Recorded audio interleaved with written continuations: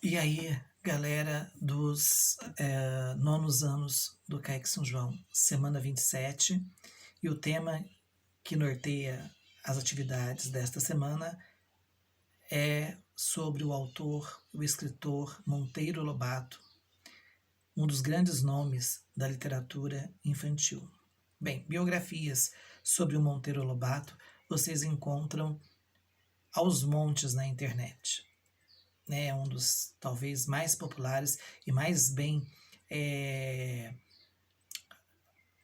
autobiografados escritores brasileiros. Né? Temos biografias de todos os tipos, falando sobre as obras, artigos, falando sobre as posições políticas do Monteiro Lobato. O Monteiro tinha, né, uma posição política comunista, por isso foi durante o período da era Vargas, da ditadura Vargas, e depois no começo da Guerra Fria, quando o Brasil se aliou aos Estados Unidos, né, contra o comunismo.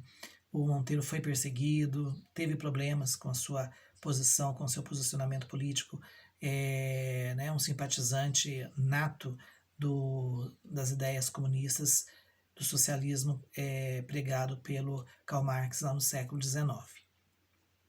Era ateu, por isso também, de certa forma, ele era meio que mal visto pela Igreja Católica, não só pelo posicionamento político, que a Igreja Católica é contrária ao comunismo, mas também por causa da posição religiosa mesmo, ateísta do Monteiro Lobato. Muito bem. O Monteiro ele escreveu principalmente para as crianças. A sua farta obra é para a literatura infantil, certo? Mas isso não quer dizer que ele não tenha deixado uma obra também que aborde questões sociais importantes e que remetem a fortes críticas sociais para o Brasil da primeira metade do século XX. Lembrando que o Monteiro nasceu no final do século XIX, o Brasil ainda era um império, nós ainda não tínhamos encerrado a escravidão africana, e vai falecer em 1948, logo após a Era Vargas, quando o mundo estava começando a vivenciar o que veio a se chamar de Guerra Fria, né, uma rivalidade entre os Estados Unidos e a União Soviética. Então esse era o cenário mundial, o cenário político. E o Brasil, quando o Monteiro Lobato viveu, ele pegou um Brasil, né, que estava numa transição de império para república. Ele pegou um Brasil que estava vivendo um período de coronelismo, com Rio e São Paulo dominando a política nacional.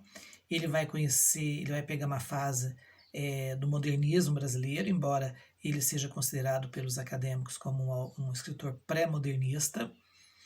Ele vai viver durante todo o período da Era Vargas, né? Vai conhecer a Revolução, vai conhecer de perto a Revolução Constitucionalista de 32, a briga de São Paulo contra Getúlio, né? Da qual o principal estado defensor era Minas Gerais. Vai pegar a Segunda Guerra Mundial já no final da vida dele. Enfim, vai viver, né? Pegar o período da pandemia lá da gripe espanhola, após a Primeira Guerra Mundial, vai vivenciar o Brasil da Primeira Guerra Mundial. Ou seja, o Monteiro Lobato ele vive num período onde grandes acontecimentos internacionais vão marcar a história do mundo e também acontecimentos nacionais que vão mudar o rumo da história do Brasil.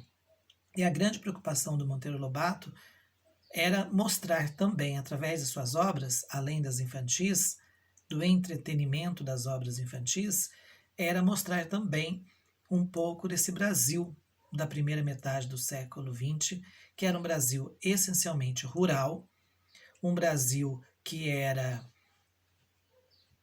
um Brasil pouco urbano, onde a maioria era formada por camponeses que eram explorados por seus patrões, que não tinham direitos trabalhistas, que eram mal remunerados, que não tinham instrução escolar, enfim, um Brasil muito atrasado, muito arcaico, muito em função das nossas elites que dominavam a política e impediam, né, que a instrução chegasse à grande massa, com medo que essa massa se revoltasse contra a situação de exploração, a péssima qualidade de vida em que viviam. Isso fica bem claro na obra do Jeca Tatu, que o ator Mazzaropi encarnou muito bem nos seus filmes.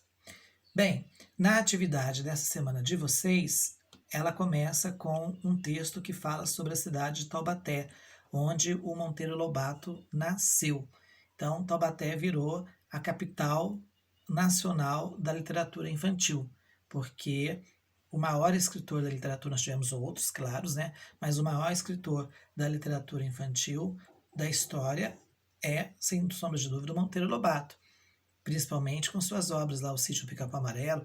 Eu lembro que eu assistia O Sítio do Pica-Pau Amarelo, passava na TV Globo no final dos anos 70, primeira metade dos anos 80, tinha O Sítio do Pica-Pau Amarelo, todos os dias, de segunda a sexta, 5h30 da tarde, eu não perdia um episódio, chegava correndo à escola, a primeira coisa que eu ia fazer era assistir o episódio do Sítio do Pica-Pau Amarelo. E eu adorava, principalmente a Cuca, porque eu achava a Cuca, assim, a risada dela, toda a loucura dela, eu achava, assim, super engraçada. A criançada no colégio, todo mundo morria de medo da Cuca, mas eu achava a Cuca top. Então, Taubaté traz toda a história, conserva toda a memória do Monteiro Lobato. E aí vem a primeira pergunta, que diz o seguinte: após ler o texto acima, assinale a alternativa falsa. Então vocês vão olhar com falsa, quer dizer, a informação que não bate com o que está no texto, aquela que o texto não confirma. Então vocês vão olhar com muita atenção as alternativas C de cebola e D de dedo. Tá joia? Muito bem. Depois vem um texto que fala justamente do Jeca Tatu, que nada mais é do que uma crítica à sociedade brasileira da época. A uma sociedade rural, explorada, humilhada, sem educação, sem saúde, né? Que vivia muito do misticismo religioso, uma sociedade, uma população que vivia com uma qualidade de vida muito baixa. Então, o Monteiro tem essa característica na obra dele, né? Ele traz esse aspecto na figura do Jeca, que andava de pé no chão, de pés descalços, né? Porque não tinha dinheiro para comprar sapato era coisa de rico naquela época. E aí vem a pergunta que diz para você anotar a alternativa verdadeira, aquela que tem ligação direta com o textinho que ele fala ali do Jeca Tatu. Portanto, vocês vão olhar com muita atenção as letras, as alternativas C de cebola e D de dedo. Vai ser uma das duas, tá? C de cebola ou D de dedo. Tá fácil, gente. São somente 2 questões, tá? Então, tá muito fácil e vale a pena. Quem ainda não leu, ler as obras do Monteiro. Quem já leu desde criança, releia, porque a obra do Monteiro é tão fantástica que ela, embora muitas delas sejam feitas para criança, elas são tão encantadoras que servem para nós adultos também viajarmos no tempo, viajarmos no mundo da fantasia, que faz bem para a alma. E muita gente pode estar se perguntando, o senhor falou que ia gravar as teleaulas do mês de novembro todo de azul, mas hoje, no dia da gravação desta teleaula, está meio friozinho. Mas não deixei de colocar uma camisa azul por baixo, com a golinha aparecendo, para vocês lembrarem que nós estamos no Novembro Azul. Tá joia? Um forte abraço para vocês e aproveitem para lerem mais, conhecerem mais, mergulharem no universo do Monteiro Lobato. Porque não é só Sítio do Pica-Pau Amarelo, não é só Jeca Tatu que ele escreveu. Tem muita coisa legal que o Monteiro escreveu e que às vezes a gente não teve a oportunidade de ler quando criança ou adolescente. Então aproveitem os finais de semana, os feriados, as férias, para conhecerem mais a obra do Monteiro Lobato. E, se puderem, nas férias, se puderem viajar, né? Com a pandemia tudo está mais difícil. Mas se as coisas estiverem melhores até janeiro e, quem sabe, um pouco mais liberado, conhecer Taubaté, conhecer o museu, o sítio lá onde estão os personagens do Monteiro Lobato, do sítio do Pica-Pau Amarelo, seria um passeio, uma viagem muito rica, muito interessante, vale a pena. Um abraço para vocês e até semana que vem. Tchau, tchau.